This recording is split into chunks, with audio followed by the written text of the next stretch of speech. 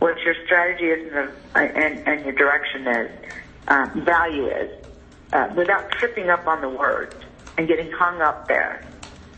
It's very hard to rally the market around you. Very hard. Very hard to rally. Yeah. So I would say that's a struggle. We've had it many times. I see it every time I present to analysts. The other one is just the view of Intel. You're just a silicon provider. Can you really think outside in vertical solutions? So there's just a barrier for what is Intel known for and what our value is in the past, and can we actually move past that a bit? Can we be more than what we've ever been before? Because we have to be successful in IoT. And other companies have proven that in the semiconductor space better than Intel has.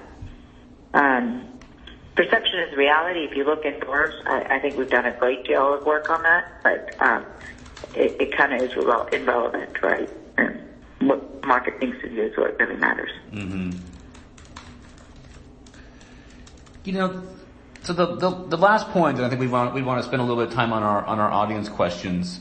I do try to stay as current as I can on your industry trends, and there's obviously, it's such a dynamic marketplace that it's nearly impossible for anyone to keep up. But I feel like the last 2 weeks, 2 months, there has been a substantial amount of press and news coverage, industry coverage around intelligence at the edge, and meaning that whether it's the Movidius kind of baking AI into smart cameras, whether Amazon released one yesterday that's a developer tool, smart camera, and there's this ongoing kind of drumbeat of commentary around the idea that the intelligence needs to move out of the cloud to the edge. One, is that something that you are seeing in your strategic development? Two, do you think it's an opportunity for Intel?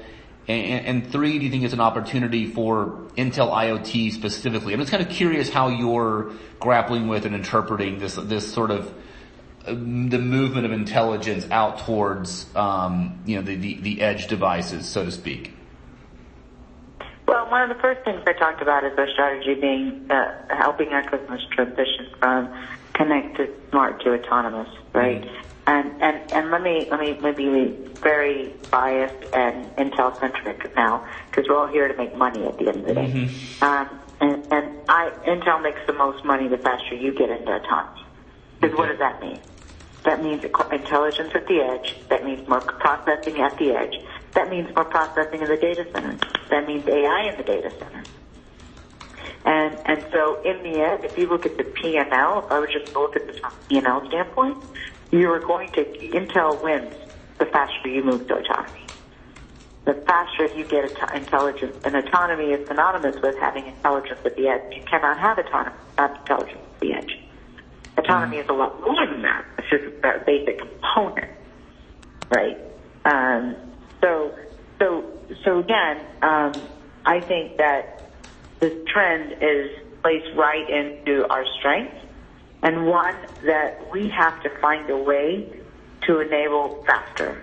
That's our job. The faster we get it to intelligence at the edge, So people think when you say intelligence at the edge, that it takes away from intelligence in the cloud. Because you moved a cloud intelligence to an edge intelligence, right? That's just not a way your head might go. It's actually not true. And most of these, in fact, all the situations that I am aware of, and most situations, and there is no market report that I know of. If there is, I will read it. But usually when there's a market report, you're too late. The intelligence and the edge then not only requires more processing in the edge, but it requires more processing in the cloud.